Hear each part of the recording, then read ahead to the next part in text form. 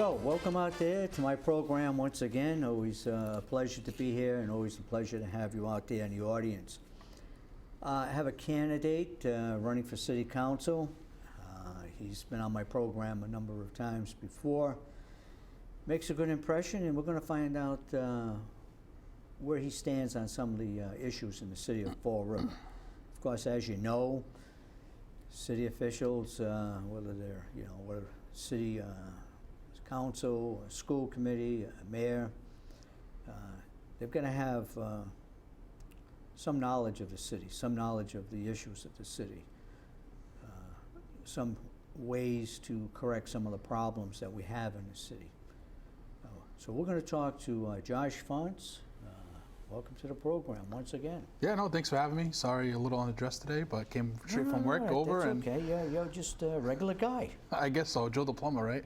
Regular guy for the people in the city of Fall River. No, I appreciate the time you always give me to be on here, and it's always an honor to be with you guys. Well, you're welcome, and so are other candidates out there that want to come on my program. You seem to be available, and matter of fact, I've met you a few places. So anyway, here you are. Yep. When's the preliminary? September 22nd. So it's only a few weeks away. Yeah. We're almost there. So you take the 2 days off, and so we're the 2nd September, right? So yeah, so we're 20 days left. 20 days. 20 days. 3 weeks. Yep. When did you announce? When did you start running for the council seat, roughly?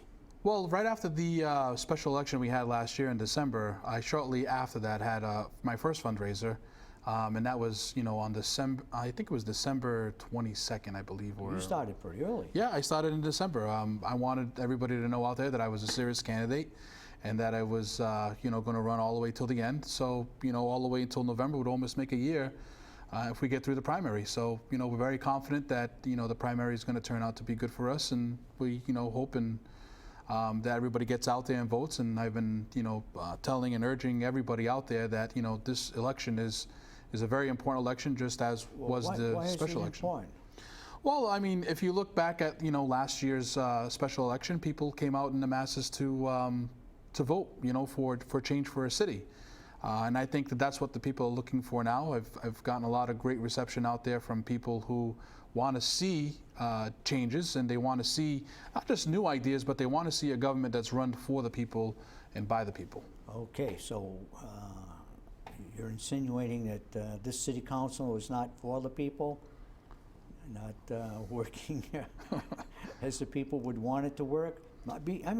Well, no, I'll be completely honest. I don't believe that they have. I think that when you look at this council, a lot of the councilors that are on there now fought against Flanagan, and those same people who fought against Flanagan are for Sutter. I mean, just a quick example. I mean, when it comes to trash, they were all against the pay-as-you-throw. They didn't want to vote this budget in.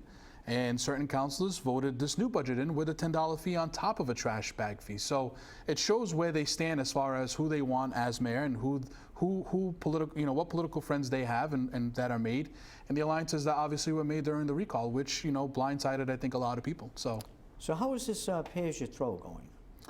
That's the big part of what the council considered in regards to the budget when they passed the budget. Mm-hmm. But how are things working out with this pay-as-you-throw? Well, from what we understand, we still have issues as far as the law is concerned, because the ordinance wasn't written properly, so people are not getting fined for the... Well, is there really an ordinance in place at this point? Well, they passed an ordinance now for the, I believe it was the $10 fee, so I'm assuming now you can start getting fined, but as far as the bag is concerned, there was no ordinance in place. The $10 fee, that's for the apartments. That's for each and every single individial household, which is, I think, roughly 32 or 33,000 households. That has nothing to do with It has nothing to do with the bags, no. So, I mean, matter of fact, I think there was a candidate on the radio today, and he said that He's not putting out purple bags. No, because He says, let them come down and give me a fine, and we'll go to court and fight this. No, and he's absolutely right in that sense, because there is no ordinance that states that the bag is the receptacle that the trash needs to be in. The receptacle is the barrel that we bonded for. So those barrels are what the trash bags need to be in, and as long as trash bags, from what I understand, are in that trash barrel, there's nothing the city can do as far as forcing somebody to use a purple bag. Now, so then again, to answer the question, that really puts a hurting on the budget, because they're accounting for that money to the enterprise fund to keep sanitation going. So. And there are a number of people who just don't use the purple bags. Right, and there are a number of people who are opting out of the trash bins as well and going with a private hauler. Yeah, that takes away from the right. That takes away the revenue. And from what I understand on that end is, it's not that people don't want to help the city out. Is that they don't. That the problem here is that people don't want to give any more money to a city who continues to waste their money on items that don't mean anything as far as revenue is concerned back to the city. So when you have that issue with the people of Fall River, and that's exactly the issue that's at stake. I mean, some people don't mind the $10 fee. It's not going to break their bank, so they'll do whatever it takes to help the city out. But there are other people who have the money who don't want to spend the money because they feel like they're wasting the tax dollars. And every single year, taxes continue to go up and new fees continue to be incurred. So now there was a big complaint insofar as the Flanagan administration regards to the cost of the 6th floor. Mm-hmm. And that was part of what the recall was about, and a number of other things. What do you what's your assessment of the 6th floor these days, and the cost to run that 6th floor? You mean as far as all the updates they made? Well, as far as the salaries that are being paid. Well, I mean, going back to Mayor Sam Sutter, when he came out with the State of the City address, he asked for shared sacrifice. That shared sacrifice was only put on the homeowner, on the resident of Fall River. Anybody who owns property in the city of Fall River has to pay more now. So then what happens when you pay more? It goes down to the tenant. So the tenant now has to pay more for their rent, and so on and so forth. I mean, that's just how business works. You incur a fee. You get your taxes go up. Okay, and if it go up significantly and you can't afford to pay them, you're going to put it on your tenant, and that's how usually it happens, unless you're a single family homeowner, and that's the only your only source of income is to pay for your house, your mortgage, your taxes. You have no other choice besides to pay the extra costs. You can't put it on anybody. So I think going back to that shared sacrifice situation, the shared sacrifice needs to be shared by both the administration and the city if that's what you're asking for. And we didn't see that, and we're still not seeing that. So as far as the 6th floor is concerned, I think some cuts need to be made. I think some people need to start getting, their pays cut probably, maybe an 8 to 10% give back to the city.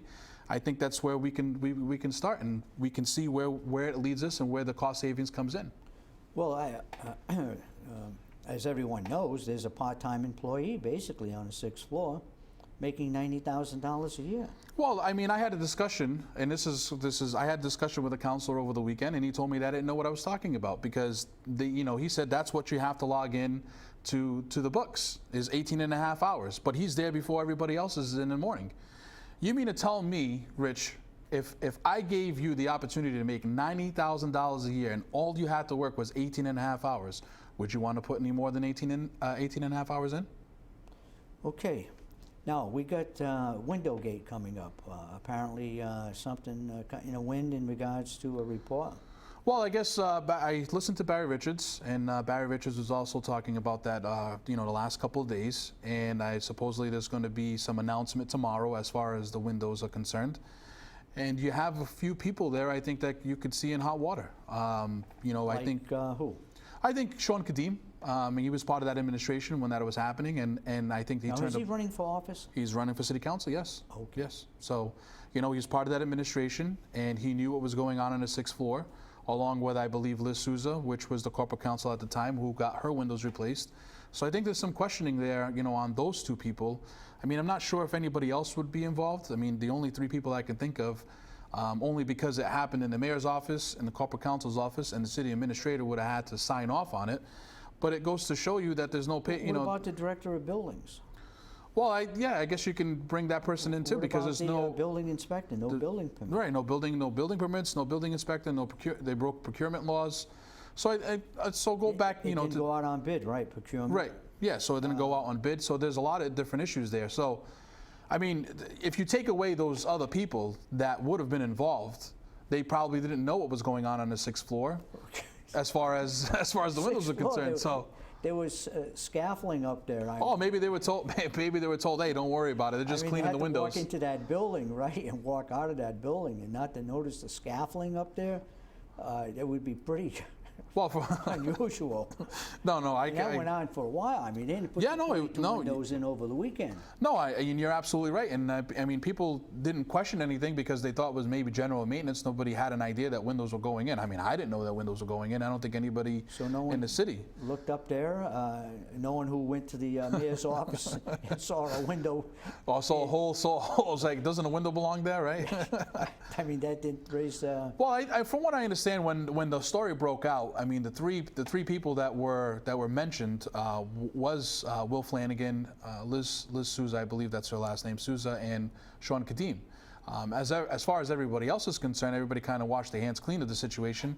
So I think anybody who sees the grand picture or the grand scale of this situation, there was something that went wrong, obviously. And then let me ask you the final question in regards to this issue.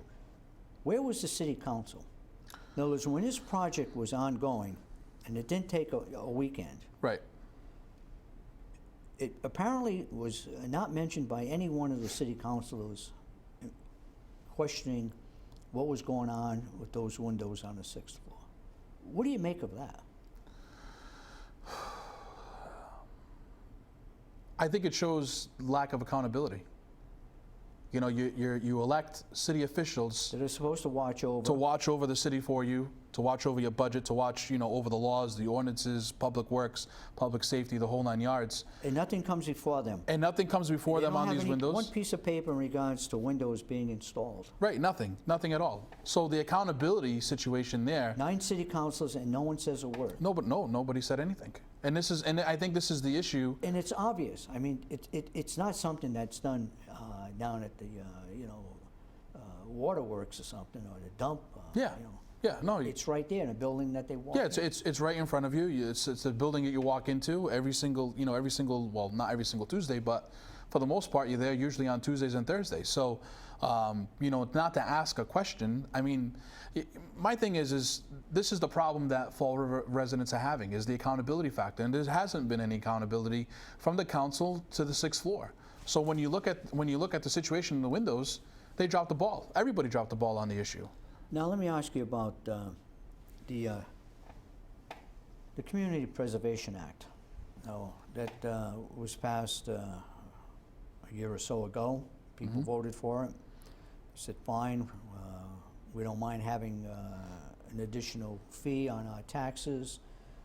Money goes into a fund. And recently, the Community Preservation Commission decided to give grant money to certain projects. And one of the projects was an owner of a private building. Mm-hmm. In other words, public money going to a private enterprise. What do you think of that?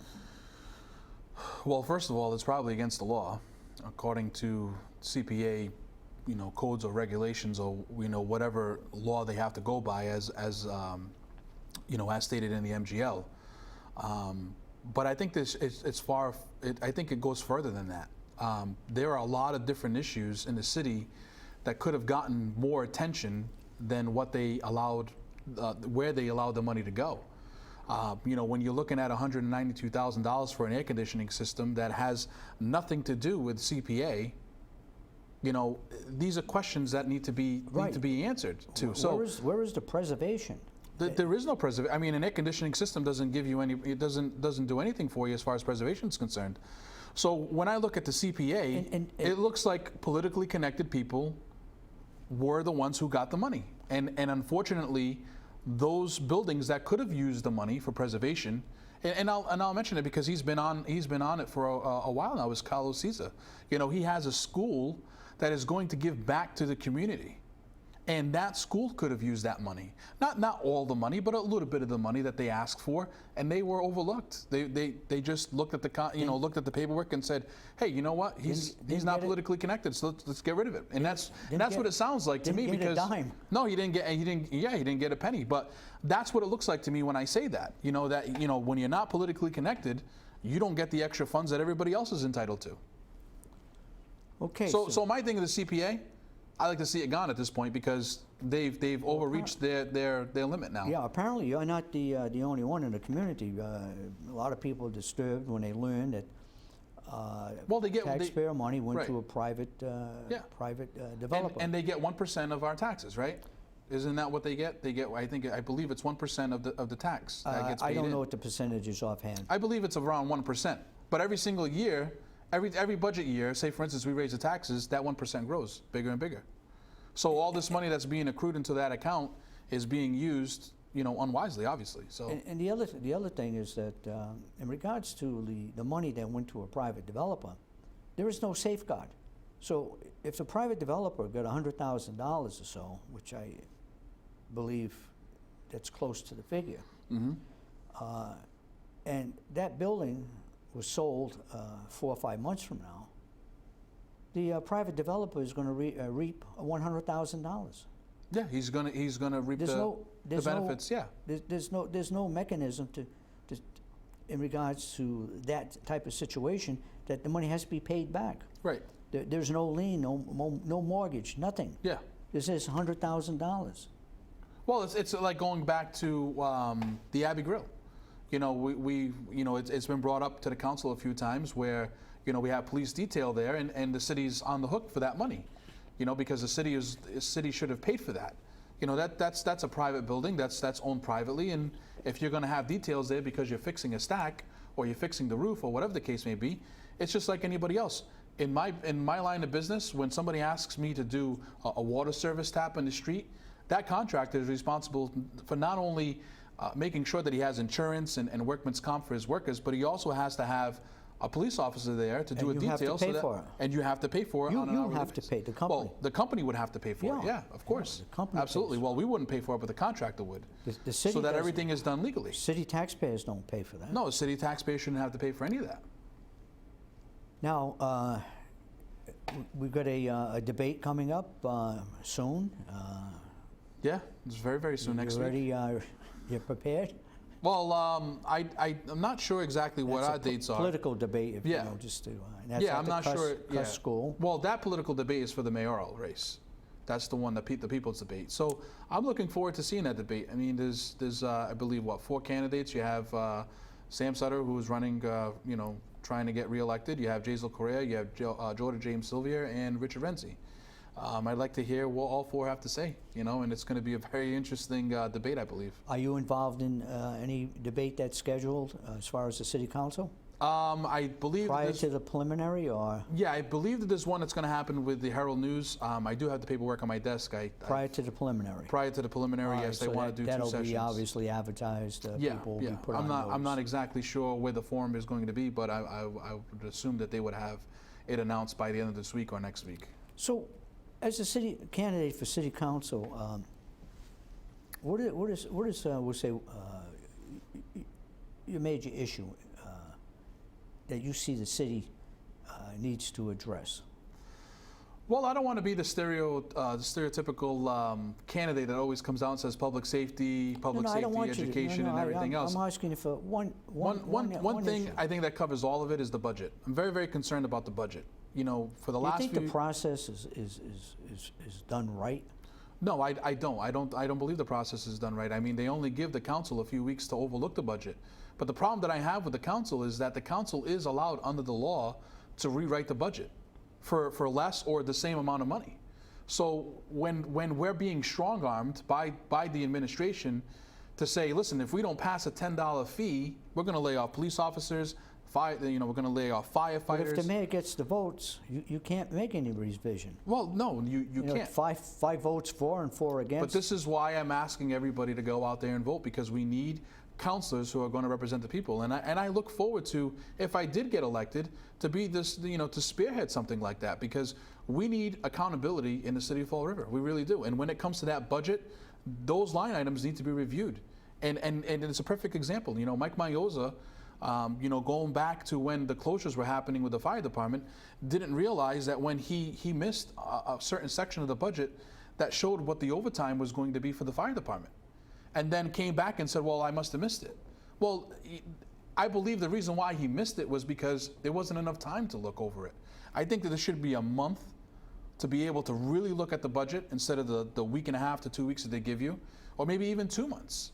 That the mayor should start working with the council. Maybe a preliminary budget first. Yeah, something to that effect. Yes. Take a look at it and get a gist of what's coming out, what the mayor wants to see, and maybe a couple of weeks before a vote is taken, like we might call a final budget. But yeah, exactly. But it gives the council enough time to maybe get together and to discuss the budget and to say, listen, these line items don't make any sense. Let me ask you this: if you're sitting on a city council, would you call a meeting?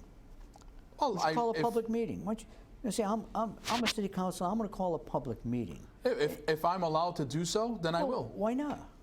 I think the public should be involved in everything. You're going to have a public meeting down at. Listen, government shouldn't be a secret society. Some neighborhood association. Right. You say, I'm going to be there, and my purpose of being there is I'm going to have a public meeting in regards to the budget, and this is what we're going to talk about. And I've been given time by one of the presidents of the neighborhood association to do this. So anyone who wants to come down, you're welcome. And I've got the preliminary budget. Right.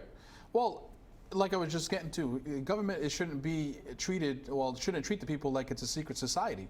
The government needs to be open and transparent. The government is for the people, and the people are what make up the government. So when you talk about that, that's something that's a really good idea. And if we are allowed to do so, so we don't break any open meeting laws or whatever the case may be. You're right there. It's right in the open, and you're a city council. Exactly. And you can have a. As long as we're not breaking the law, because I don't want to break any laws doing it. You have neighborhood associations, and they'll have people appear before. Yeah, well, association, city councilors, and the mayor. So city councilors here, and they're going to speak on a certain subject. Right, and the mayor did that, proposing his budget to the public. So I don't think that there's anything wrong with it. You'd have to look into it to make sure that it's okay to speak about the budget before the budget and to see where we stand as far as the budget's concerned. But like I said, we need to hold each and every single line item accountable. We don't want to go back towards the end of the year and start having to move. I mean, a perfect example is this. We move all this money towards the end of the year, the budget, so we can make ends meet. But we just passed the 2016 budget. In the very following city council meeting, we were already moving money around. That shows that we don't have our ducks in the row, and that it looks as if we are not organized with our money. So this message that we present on the council, people outside of Fall River are looking at this.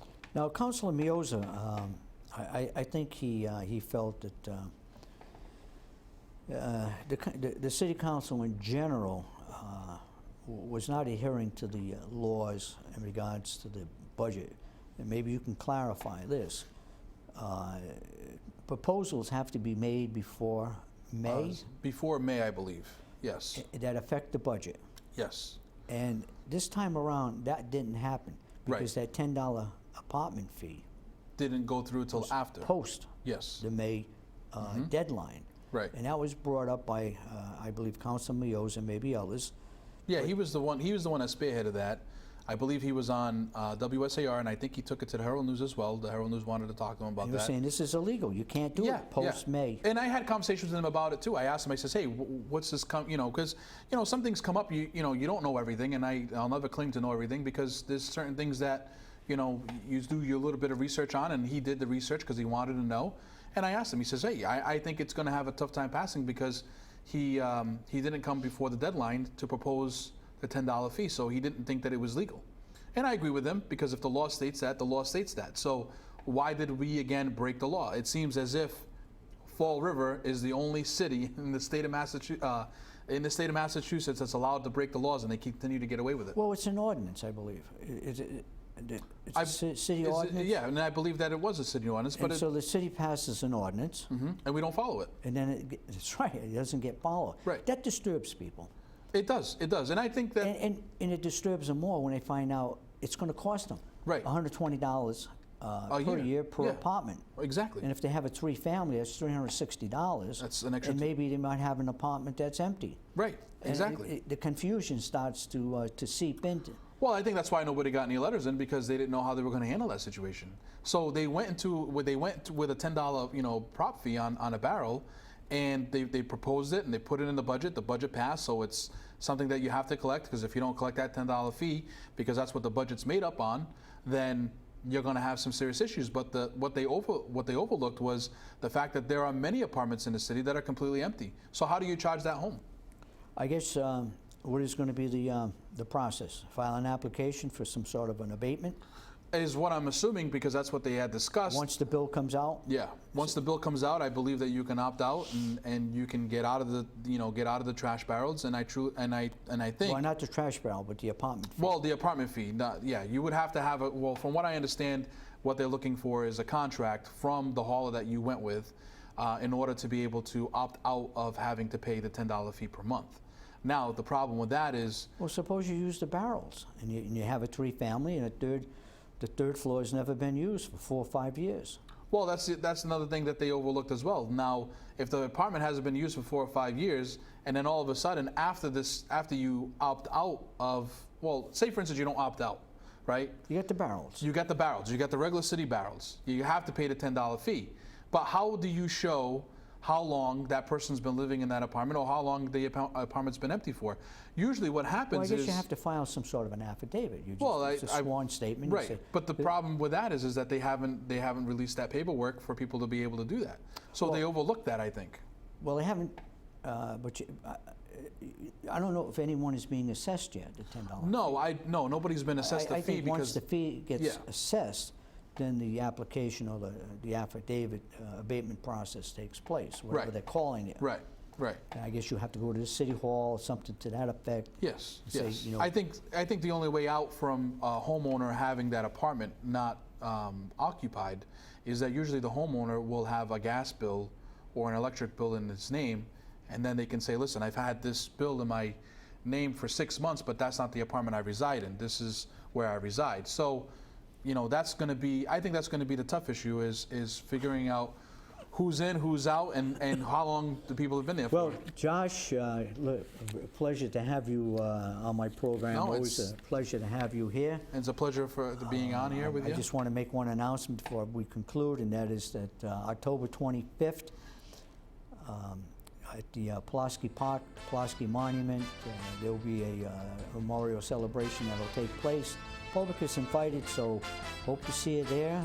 Josh, I know you're aware of it, and Yes. you might have been there once before. So, okay, look, good luck, and keep plugging.